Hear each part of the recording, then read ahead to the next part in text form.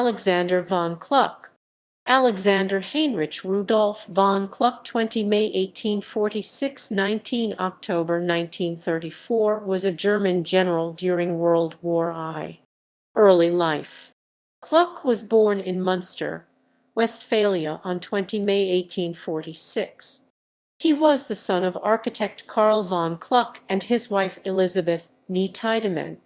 He was a pupil at a school called Paulinum in his hometown of Munster. In 1874, he married Fanny von Donop. 1850–1938. They had 3 sons and 1 daughter. Military career. He enlisted in the Prussian army in time to serve in the 7-week Austro-Prussian War of 1866 and the Franco-Prussian War, where he was wounded twice in the Battle of Colomey-Neuilly and awarded the Iron Cross Second Class for bravery. He was made a general of infantry in 1906, and in 1913 was appointed Inspector General of the 7th Army District. World War I.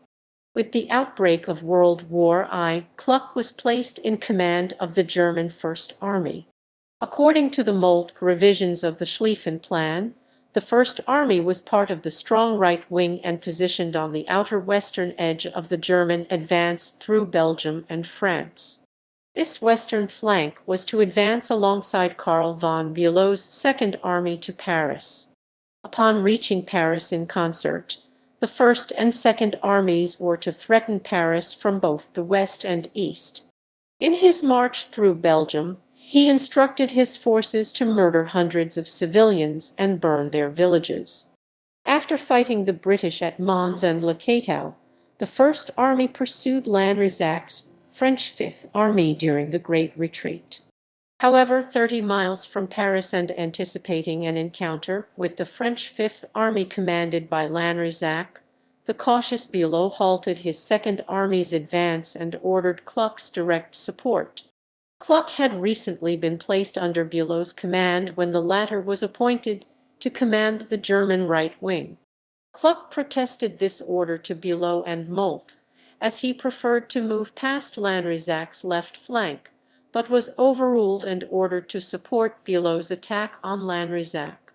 By this time, the aggressive Kluck had advanced his First Army well south of von Bülow's position to 13 miles north of Paris. On August 30, Kluck decided to wheel his columns to the east of Paris, discarding entirely the Schlieffen Plan. Although frustrated by Bülow's caution, on 31 August Kluck turned his army southeast to support the Second Army. In so doing, Kluck created a 30-mile gap in the German line extending toward Bülow's stalled Second Army. Critically, the move exposed Kluck's right flank in the direction of Paris, where unknown to Kluck General Michel-Joseph Monnery's new Sixth Army was deployed. The French learned of Kluck's change in course on September 3 thanks to reports from Allied aircraft. The following events were critical to the future course of the war. On 5 September, Monnery attacked Kluck's right west flank, marking the opening of the First Battle of the Marne. Kluck parried the blow by borrowing 2 corps in the space between the First and Second Army. A surprise attack on 8 September by Franchot Desperies, who had replaced Lannesac's Fifth Army against Bülow's Second, widened the gap, which the British Expeditionary Force marched to exploit. Von Kluck telegraphed von Moltke on the night of 8 September that the decisive victory would be won the following day.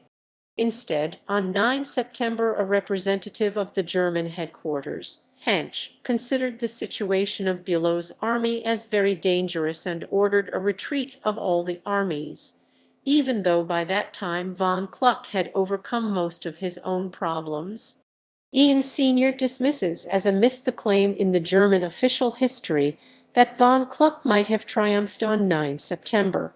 In fact, the BEF was already over the Marne, and Quast's attack against Monnery's Sixth Army had failed, and suggests that this may be why Kluck avoided meeting Hensch directly.